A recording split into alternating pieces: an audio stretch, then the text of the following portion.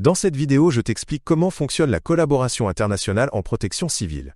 Tu découvriras pourquoi il est important que les pays travaillent ensemble pour aider les personnes en situation d'urgence. La collaboration internationale en protection civile signifie que différents pays travaillent ensemble lors de catastrophes. Cette collaboration est essentielle pour fournir une aide rapide et minimiser les dégâts. Souvent, les catastrophes sont si vastes qu'un seul pays n'a pas suffisamment de ressources.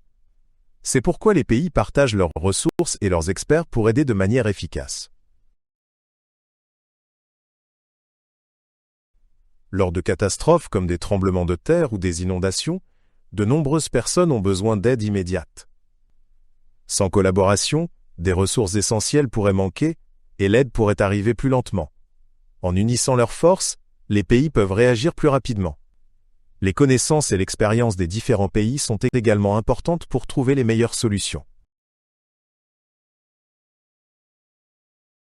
La collaboration internationale est coordonnée par des organisations comme les Nations Unies ou la Croix-Rouge. Ces organisations s'assurent que l'aide arrive rapidement sur le bon site.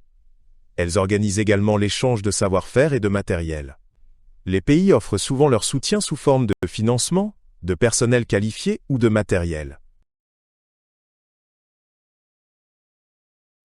Les Nations Unies jouent un rôle central dans la protection civile internationale. Elles coordonnent l'échange d'aide et veillent à ce que tous les pays touchés reçoivent du soutien. Les Nations Unies s'assurent également que l'aide est distribuée de manière équitable. Elles travaillent en étroite collaboration avec les gouvernements locaux et les organisations internationales. Certains pays sont particulièrement actifs dans la protection civile internationale, tels que l'Allemagne, les États-Unis et le Japon. Ces pays disposent souvent d'équipes spécialisées et de matériel qui peuvent être rapidement mobilisés. Ils offrent non seulement une aide financière, mais aussi un soutien technique et médical. Ces pays ont souvent de l'expérience avec de grandes catastrophes et peuvent partager leur savoir-faire. Il existe de nombreux défis lors de l'aide internationale, tels que les barrières linguistiques et les problèmes logistiques. Souvent, les intervenants doivent agir rapidement, mais les infrastructures dans les zones touchées sont souvent détruites. La coordination entre les différents pays et organisations peut également être difficile. Cependant, il est essentiel de surmonter ces défis pour pouvoir aider efficacement. L'aide est généralement organisée par des équipes d'urgence qui se concentrent sur différentes tâches. Ces équipes sont composées d'experts en médecine, en ingénierie et en logistique. Elles travaillent en étroite collaboration avec les autorités locales pour réagir rapidement. Chaque organisation a son propre domaine d'action, mais toutes travaillent ensemble pour fournir la meilleure aide possible. Les organisations non gouvernementales, ONG, jouent également un rôle important dans la protection civile.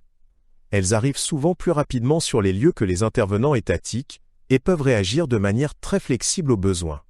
Les ONG travaillent souvent directement avec les personnes et les communautés touchées. Elles fournissent des abris d'urgence, de la nourriture et de l'aide médicale. Le succès de l'aide internationale est mesuré par le nombre de personnes sauvées et par le soutien qui parvient aux zones affectées. La rapidité de la réaction et l'efficacité de la coordination jouent également un rôle crucial.